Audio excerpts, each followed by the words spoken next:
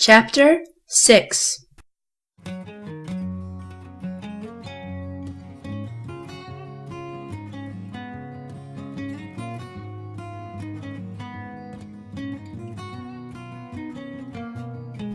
Zed gingerly extended and retracted his once injured wing. I have to admit he knows his stuff. Zed said grudgingly. I should be able to fly without any problem now. What about... Daniel? Zed finished. All that kidnapping nonsense he was rambling about is probably a false alarm, but we should follow him anyway. If anything strange is going on, he's going to need backup. We? I asked. It's about time you see where I live, isn't it? He asked, grinning. It's not too far from here, if you fly, he said. You know as well as I do that I can't fly, I said in exasperation. You can't, but I can, he said, offering his hand. Are you sure? His grin grew wider at my expression. Positive, he said. I'm not sure you should. It'll be fine. I took his hand gingerly, as if I was afraid I'd break it. Oh, come on, he said, laughing. I'm not made of glass. I reinforced my grip, and before I knew it, he pushed off the ground and soared into the sky. My eyes widened, and I could feel a smile spreading across my face. I'm flying! Actually, flying! It was the greatest sensation in the entire world. I looked down at myself and saw that I was being carried by some of Zed's magic. I guess it made me weightless, or something. It'd be a bit hard to carry me with one hand. I let out a holler as we went into a steep dive. This is awesome! I shouted. He laughed and hurtled us straight up above the clouds, and my ears popped from the rapid change in elevation. Soon, we were so high up that it was freezing and the air was too thin. I can't breathe, I gasped. I noticed that there was a thin veil of magic around Zed. Maybe that kept him from feeling the same effects of high altitude. Hang on, we're almost there, he said. Suddenly, we passed through a bright green bubble of energy. Warmth raced through me, and my breathing got much easier. Ah, much better, I sighed. We popped over top of a fluffy white cloud, and I caught my breath when I saw the floating sky island spread out before me, defying the laws of gravity. It was sort of small, as far as regular islands and things are concerned, with lush green grass everywhere and miles of trees. There was something at the far end that looked vaguely like a bunch of shiny green silos, but I was too far away to tell what it was. Closer to us, there was a village and some sort of park. I could also see a giant stone wall. There was probably more hidden away in the forest, but the trees were too thick for me to see what lay beneath them. It's beautiful! I gasped. We landed softly on top of a cloud and sat down. The entire island belongs to Ostrausa, Zed said, but I was too busy trying to figure out how the cloud was holding us up to really listen. It was bouncy, like a trampoline. I sat down and ran my fingers through the silk-like substance, and found that it was made of fibers, like a cotton ball. After a while, Zed struggled to his feet and offered me his hand again. You want to go see the palace? He asked me with a smile. Sure. He took my hand and flew us down to the island, then started walking towards the palace, commenting on features along the way. That's where Daniel trains the cherubs in Lostrausa's army, he said, pointing to the east. There was a wide open field with short, lush green grass covering it. There were a few trees here and there too, each at least a story tall. At the center of the field, there was an obstacle court with mud pits, climbing walls, and monkey bars, among other things. It wouldn't be that hard for me, but I suppose the course was meant for people that fly everywhere. I thought you and Daniel were the only angels, I said thoughtfully. Who else would it be used for? We're the only angels. Lostrausa's army is made up of cherubs. Cherubs are really short, muscular, and have wings that grow out of their heads, Zed explained. They're all extremely loyal to Lostrausa, but they aren't exactly the brightest people. Over there is the enchanted forest. You can find all kinds of strange creatures there, he said, pointing to the west. I looked where he pointed and saw hundreds of densely packed oak trees, their tops almost as tall as skyscrapers. There seemed to be an order to the woods, as though the trees had been planted with the use of a ruler. Where there weren't trees, there were ferns and bushes, along with several other plants I had no name for. Some of them were even rainbow-colored. The woods were alive with birdsong, and I could see creatures swooping from tree to tree. Not all of them were birds. That's Lestrauss's palace. It's made completely out of emeralds. She really loves the color green for some reason, Zed said a bit later, pointing to the sparkling green mass on the horizon. I looked ahead at the palace, and it reminded me of something I'd seen in a movie. It had the shape of a medieval castle for the most part, but the entire thing looked completely smooth, and the towers had rounded tops. That's what it looked like silos from a distance.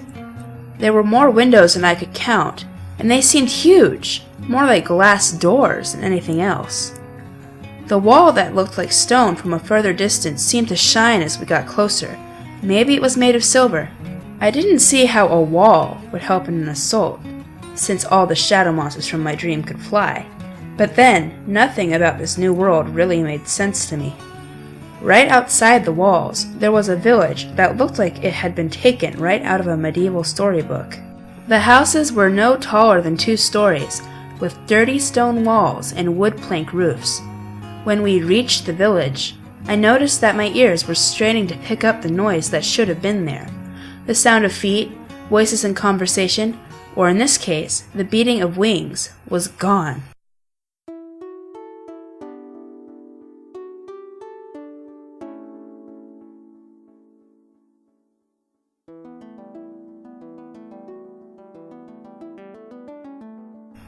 I wonder where everyone is, Zed said as we wandered through the village. It's never this quiet.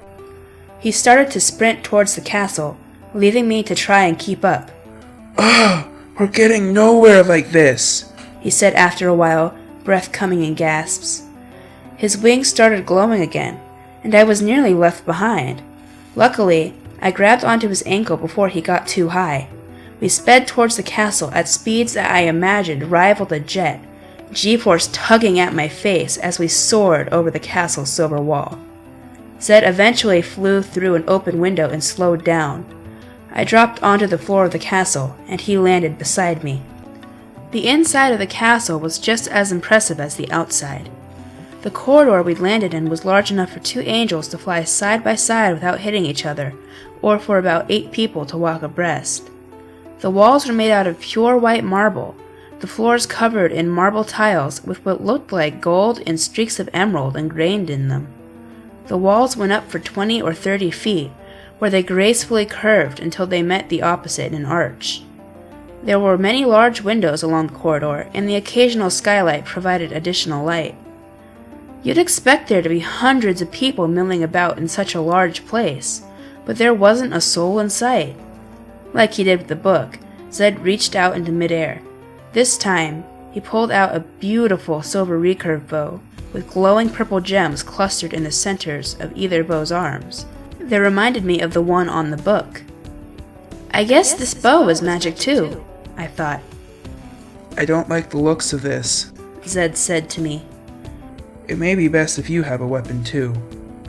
He caught me staring at the bow and gave me a half smile. I learned how to use the bow from Dad, who sometimes hunted wild pigs in the Huachuca Mountains. Zed let his magic flow from his fingers and onto the bow.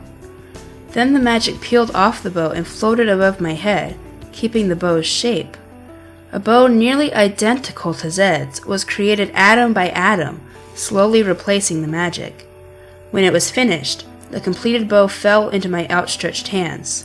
The only difference between my bow and Zed's was that the jewels on my bow were glowing a sky blue color. "Sweet! Thanks!" I exclaimed. He didn't seem nearly as tired as he usually was when he used magic. I guess he was feeling better, thanks to Daniel. He held out his own bow and twisted it in both directions at the hilt, separating the bow in half. The bowstring disappeared, and the limbs of the bow magically sharpened to create 2 knives. The knives retained the original shape of the bow, though, so they were curved slightly. It'll take some practice to get used to the blades, but the arrows are magic and home in on enemies, so you don't really have to aim, Zed explained to me. I pulled back the bowstring, testing its weight and feel. It was perfect for me. As I pulled the bowstring back, an arrow made of light and pure magical power materialized. When I relaxed it, the arrow disappeared. "It's perfect," I said in admiration. Zed blushed and looked away, obviously flattered by the compliment. "Come on, we better find out what's wrong," he said, running down one of the smaller hallways connected to the corridor.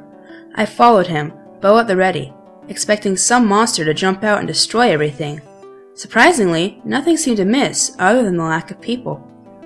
A few minutes later, Zed stopped, and I practically ran into him. I was going to tell him to give me some warning next time, but the words died as I realized why he'd stopped. The hallway had split into 3 different directions, each seemingly identical to the others. "If we go the wrong way, we'll lose time. I may not know what we're facing, but I'd rather find it quickly," Zed exclaimed in frustration. I looked around nervously, waiting for something to materialize out of thin air. "If only we had something that could show us the way." "That's it!" "I've got an idea," I said. Zed looked at me, puzzled. "These arrows home in on enemies, right?" I asked. Understanding dawned in Zed's eyes as I drew back the bowstring and released an arrow. It shot down the rightmost corridor, deeper into the palace at speeds my eyes could barely follow. I was forced to grab Zed's ankle again as he took off, flying at speeds that almost matched the arrow I let fly. I wish he could have been a little bit more considerate, but I guess if he'd waited for me to get a good grip, we would have lost the arrow. We zoomed through corridors, around tight corners, and up several flights of stairs until we reached one of the silo-like towers. At the top of that tower, there was a huge balcony that overlooked the entire island. The arrow, now much weaker after traveling such a distance, flew to the rim of the balcony and exploded, revealing a giant red serpent that had been choking Daniel a moment before. It hissed in annoyance at the distraction and threw Daniel over the edge. "Go! Save Daniel! I'll hold it off!" I shouted over the serpent's roar, shooting arrow after arrow at it. They didn't seem to be doing anything. The serpent's scales seemed to be absorbing the energy. "But," Zed started. "No buts!" I yelled. One of my arrows hit the serpent in the eye, and it wailed in agony. "Go!" He looked worried, but he didn't argue again and dove after Daniel. The serpent turned towards me, its eyes narrowed and practically glowing in anger. Oh great, what have I gotten myself into? The thing was horrific. It was nearly 30 feet long, with bright red scales. Its eyes were a dirty yellow, and when it hissed at me, each fang dripped with an evil-smelling black liquid. I shot at it over and over again, but none of the arrows penetrated the scales. I had no choice but to run, so I rushed back towards the door leading to the castle. It chased after me, and I tripped over something in my rush. It towered over me and hissed in triumph, which was its last mistake. I shot an arrow into its mouth before it could get its teeth into me. Every chink in the snake's scales glowed blue, and it screamed in agony as my arrow exploded. Red scales rained down from the sky, but the rest of the body dissolved, the magic power of my arrow turning every last piece to dust.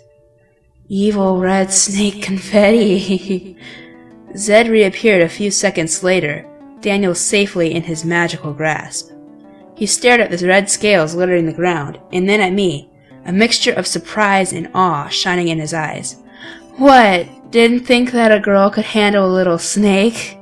I asked shakily, trying not to go into shock. Zed landed on the tower, dropped Daniel unceremoniously onto the ground, and rushed over to me. "Are you okay? You're not hurt, are you?" he asked frantically, looking me over. No, just a little shaken up is all," I said, taking a deep breath. "I don't think that snake is the reason everybody's gone," I said, changing the subject. "Lestrausa could have easily stopped it. She's a goddess, after all." Zed shook his head furiously, as if to clear it. "You're probably right. Daniel said the cherubs were disappearing. There are thousands of them, so teleporting them all away would take a detailed plan and extreme amounts of magic. A giant snake doesn't really meet those criteria, he said. We should look for them, I said. They could be in trouble. Normally, I'd agree with you, but I don't have enough magic left to carry 2 people, since I'm not completely up to snuff yet, he said. Besides, Daniel may have seen something important, so we should wait for him to wake up. At his words, I looked at the unconscious angel. His breathing was quick and shallow, even though there weren't any visible wounds. From what I'd read, that wasn't usually a good sign. He'll probably be fine, I said, choosing my words carefully. But all the same, it may be a good idea to give him a shot of magic. Zed didn't seem happy about the suggestion, but he allowed his purple magic to flow completely around Daniel. Daniel appeared to breathe a little easier after that. You seem to be able to use magic easier, I commented as we walked back through the corridors. We were both lending a shoulder to support Daniel, so I could hardly see him over the mass of white feathers. Like I said before, it's harder for me to use magic when I'm hurt. I'm fine now, just weak, so it doesn't take so much out of me, he said. Eventually, we reached an oak wood door that I guessed led to Zed's apartment. There was a silver sign with his name on it, and there was a hand-shaped depression underneath the sign. There were several other doors like his lining the hallway. It must have been some sort of dorm for magical people. Daniel appeared to have an identical door across the hallway. It was the only other door that had a sign on it. His name looked like this in Greek. Please refer to the book to see the example. There's no doorknob, I said, examining the door. My observation made Zed laugh. I guess it takes a while to get used to magic, huh?